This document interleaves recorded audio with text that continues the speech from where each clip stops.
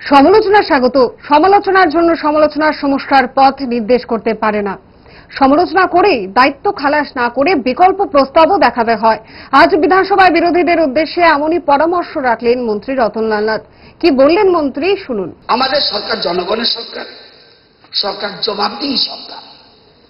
আমরা রিপ্লাই জবাবদিহি করতে বাধ্য।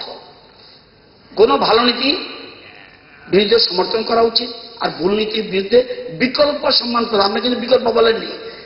দেখবেন বইটাতে দেখবেন আপনি যে পলিসি চেঞ্জ করতে চলছেন, আপনার পলিসি কি আপনি উত্থাপন করেননি। বলতে হয় আমার মতে এটা করা উচিত, এটা বলেননি।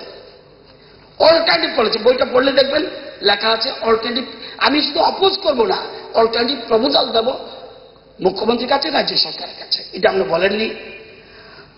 কেবল বিরোধিতা কাজ করাই কাজ নয়, বরং বিকল্প নীতির রূপরেখা তুলে ধরা উচিত। বিরোধিতা তখনই কার্যকর হয় যখন তার সমাধানের দিক দেখায়। শুধু প্রশ্ন তুলবেন না, উত্তরও খুঁজবেন। ফাস্ট ফুড তো ফাস্ট লাইফের একটা পার্ট, সো প্রবলেম তো হবেই, বাট আমার সলিউশন তারা। 5 দশক ধরে গ্যাস, অম্বল ও পেটের সমস্যার একমাত্র সমাধান গ্যাস নল।